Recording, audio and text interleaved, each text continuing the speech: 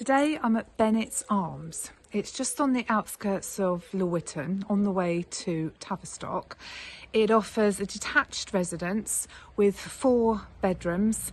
There's also 2 reception rooms, utility room, lovely fitted kitchen and an ensuite bedroom as well as a lovely family bathroom. The main part of this property is the fact that it's got this wonderful enclosed garden and so much parking. The guys here have got a big camper van parked on here, as well as being space for 2 large cars in the open fronted garage, as well as a tarmac drive, as you can see behind me. So lots of history, old property, all shiny and new internally. And if you want to watch the video and have a look and then come and view, that'd be lovely to hear from you. Thank you.